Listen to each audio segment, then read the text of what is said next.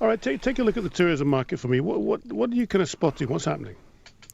Well, it's going to be quite an interesting year this year because you've had all of the issues that we had last year with some very, very popular destinations. So, Turkey and Tunisia as an example that are pretty much still wiped off the map as far as holidaymakers are concerned. So we're seeing this trend of either holidaymakers going back to what they know effectively, so Spain, Portugal, the old favourites, or going much more further afield and going to places such as China or India, Iceland, Cuba, those type of places. Mixed on 2 points really. Firstly, on the fact that, as I say, some of the more popular destinations locally are now out of bounds, out of favour, so they've had to expand elsewhere. And also the tour operators and the airlines have invested in much bigger, much more comfortable planes that can take more people long haul, and that kind of the dual effect of that is seeing that kind of split between where people are going.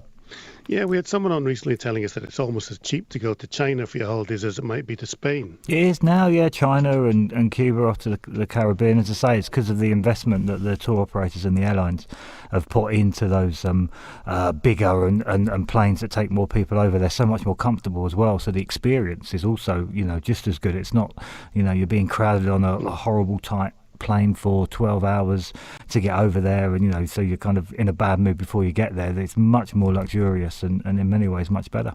Well, tell us more about things like in-flight Wi-Fi, basic economy flights, and what's this digital detox and baby moon? I have no idea what they mean. I think, as far as the kind of Wi-Fi on planes, I think it's the tour operators and the airlines understanding and realising that your holiday starts pretty much from the moment you pack your bags and get on the train, or get on the car to get yourself to the airport. They take you from the moment you get to the airport.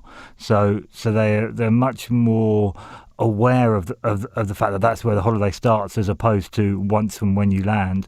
So as I say, with these new aircraft that they're investing a lot of money in the aircraft, and the aircraft, it gives much better entertainment and gives them Wi-Fi and all that type of stuff. So it's just, they're just really kind of putting themselves in the position of the customer, and they're doing that completely, be it from the booking process. So you'll see now that much more intuitive in how their booking process is run online, and also from the moment they get you at the airport to kind of try and make the holiday as good as it possibly can be. Tell me about incoming tourism, because obviously if the pound goes down, then more people want to come here. The world's expanding. I think someone told us by the end of the century that only 7% of the world's population will be in Europe, and the big expanding countries are India and China, and they want to come here. And Scottish tourism figures, they've rocketed, haven't they? The number of people working in Scottish tourism risen by more than twice the rate of the whole of Great Britain. Yeah, that's right. I mean, that's obviously the main big news story for last year, and what's going to carry on this year is obviously the Brexit and the impact that's had on the pound, and that does mean that when we go overseas, it probably will be that little bit more expensive for us. But the flip side to that, for the domestic and the inbound tourism industry, is that it is a little bit cheaper and much better value for those people who want to come over. And as you say, most Europe is the most visited continent in the planet anyway, of which the UK is a very significant aspect of that. And China, the Chinese and the Indians, these new tourism demographics, they want to come over here, and the drop in the pound has just made it even more advantageous for them to come over. They love our culture, they love the history that we bring.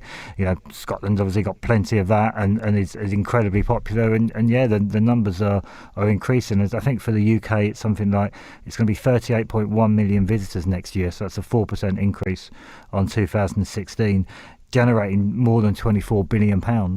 And I'm guessing Scotland, I know we only have 8.4% of the population, but we have 30% of the landmass. We've got the Western Isles, we've got golf, we've got whiskey. We can capitalise on this, can't we? Oh, massively. Yeah, I mean, the truth is that when the holidaymakers come over to China, so the Chinese and the Indians, and when they come over to the UK, they're very much focused on London. And what Scotland is doing, and is doing very well, is being that bolt-on, that add-on. So what the rest of the country is really focusing its marketing campaigns on is making sure it's that secondary stop. So they'll come over, they'll come into London more than likely, they'll visit London first, and then it's where do they go to next, and that's where Scotland is doing particularly well in its marketing campaigns, and making sure that they head up to Edinburgh and they see the castle, etc., and promoting all of the culture that Scotland has.